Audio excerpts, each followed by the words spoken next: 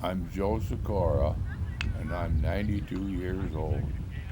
I have 10 kids, 27 grandkids, and over 40 great grandkids. The one thing that kept us together was playing softball. We played softball when we were kids. That's all we had is play softball.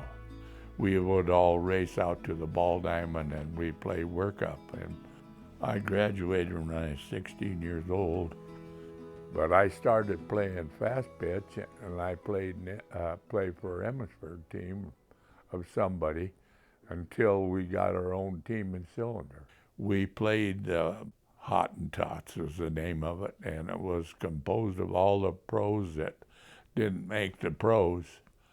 And Johnny Bright was the pitcher, and he threw the ball like it was a pill. And I remember I was on first base, and we had a runner in second base. And Arlie Allen, do you remember Arlie? Oh, yeah. Was up to bat. He hit the ball to center field, and the center fielder caught it. And Arlie, of course, was running to first base. And as he went around the base, I didn't go because I thought because he caught the ball. But Arlie said, "Stay on base." And so I did, and he kept going. He ran to second base, and they made a play on him at second base. He was already out, but they didn't know that, you know. And so what does Arlie do? But he gets up and runs to third base, and they play on him over there again, got him out again. And that gave our runner at third base time to get home for the winning run. I thought I never forgot that. That was quite a deal. The cars were parked all the way around Cylinder, all uptown. We had like several hundred people and to watch them play because they were all pro guys. And I'm the only guy that got a hit all night off of Johnny Bright. Dad was one of those guys you could count on him hitting a line drive somewhere, over second or over short and third. He was just a natural at hitting a line drive base hit with guys in scoring position. Then after I got married and we moved to Ayrshire, then they had an Ayrshire team, and they asked me to come play on that. And Roger Schmidt was one of them. He's seen me play before. Oh, he could go to his right better than anybody. Yeah, just like a vacuum cleaner out there. Well, I was always kind of relieved when I was pitching if the ball happened to be hit to his side of the field, because I don't ever remember him making an error. Dad had a great arm I remember getting it over to first base. We kind of idolized Dad because he was so good. In our eyes, he was the best shortstop. And so we know all of his mannerisms, and we also got to know all the players, and we kind of idolized them as well. After they'd make an out, they'd throw it around the infield, and Grandpa Joe would be the last guy to get the ball before, and then you give it back to the pitcher, and he'd kind of walk towards Harold and do this little twist and flip. It was a special little twist and flip at the ball to Harold. And it was kind of a thing that everybody knew was coming. We knew every player by heart, their first and last name, what position they played, and who was good and who wasn't. They all were good. They were great guys. I remember going down there. They had a tournament. I thought it was there, and they went 24 innings, and Harold Johnson pitched the whole game. It was the finals of an invitational tournament, and we started the game at 9:15. The game ended at 20 minutes after 1, took out 4 hours and 5 minutes, went 24 innings. Everybody was calling and wondering where we were, and we were still playing this game. And I was told after the game that there was 100 strikeouts in that game. Now, I never saw the book, so I don't know if it's true or not. But that's what they said, there's 100 strikeouts in the game. I had 49 and he had 51.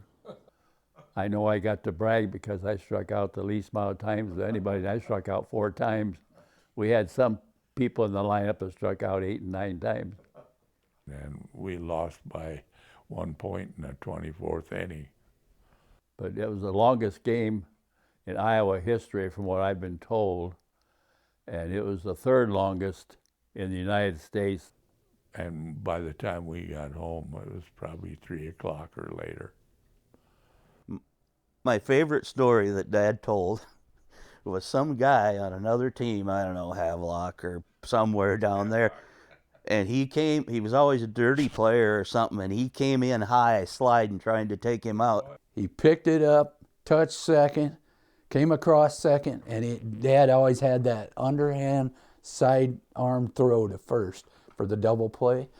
And this was coming in, standing up, and you don't do that with Grandpa. He come across the bag, let go of the throw, hit him right between the eyes, and he went straight to his knees, and I'll never forget it. He fell right flat on his face. And knocked him out cold. You'll never forget that story. I could just see it happening. And Dad saying, that serves you right, you asshole. I remember sitting in the bleachers. We had to be good, or we didn't get a treat after the game. We always got to run to the concession stand to get a Bing candy bar if we were good. They'd get a nickel for a foul ball and turn it into the concession stand. When there was a foul ball, about 15 of us kids would attack that field, and he'd be up in the stands and he'd go, there goes another 5 bushel of the acre, because they just got trampled. Mom loved to watch Dad play, and she would just be on pins and needles, like cheering and laughing and like, go, oh no, that's not a strike, or oh yeah, he hit it, run. We played a lot of games out here in the yard. I know there's still 2 disc blades that stick up out of the gravel in the yard. That was all the bases. And then the home plate was right in front of the old machine shed for a backstop. But we'd hit it, and it'd go clear down the lane or out in the cow yard and in the manure, and somebody'd have to go get it. There used to be cows in there as a pasture, so there were always cow pies to run through or play through. I guess that was our entertainment. We didn't go a lot of places, but our entertainment was with each other. Well, that's why we got started in Little League and stuff. We started playing games out here. And once we got into high school, I think that's when Dad quit the fast pitch, because he got to see us play softball and baseball. And we didn't really want him to quit, but we wanted him to get to come to our games. So we told him if he ever started to make an error at shortstop, it was time to quit. I played for till I was 38 years old, and that's 53 years ago, so it's been a long time since I played.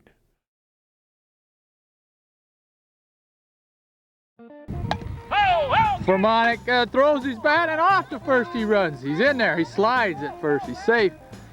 Even down to, from the oldest down to the littlest grandkids, great-grandkids, they all get turns batting and hitting and running the field and playing, and everyone's out there watching.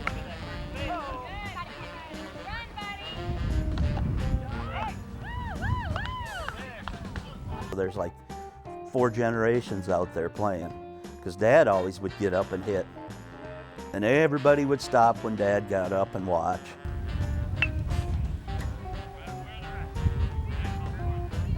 Molly, are you ready to run? Run, Molly! Neighbors would drive by and see that game going on with all them people. They'd stop on the road. Hey, she hits one out there to the shortstop. He throws the first for the double play. He's out at first. In the mud. One in the mud. Mom just loved the idea of the 10 kids and all playing sports. And so they developed what was the Field of Dreams. I suppose she's always had it in her mind her whole life, but Andy Hermanson from Ruthven retired. And was it at his farm sale or something? I offered him some money for it, and he wouldn't take it. He said, but I can't use it, so you go and take it. So we loaded it up and got it set up out here. And We got these disc blades and painted them and put them out there and measured everything off. We got this backstop and put it up. We built a bleacher with two seats or three behind it, and then put seats for the team with planks and stuff, and we painted off the lines. Then we built a scoreboard. And they called it the Socorro 10 field for the 10 kids. I remember the Easter that week, it was like a surprise. So when he came driving down the gravel road and down our long lane, here was this field, and they were waiting out there. And so we had our first game with all the family, whoever was there. Grandpa Joe would be the all-time pitcher, and he'd pitch to everybody. And, you know, I know they were nervous at first. Some of them maybe hadn't played ball before. And then once they got up there to hit it, they were like, ooh, this is cool, I want to do it again. Yeah, it was a nice memory. And then finally, it was his, you know, everybody got a chance to bat. And we'd say, now, Grandpa, you've been pitching the whole time. It's your turn to get to bat. And then it continued every time our family would have a gathering when the weather was nice, whether it be Easter or just coming home in the summer or somebody's birthday, especially Dad's birthday.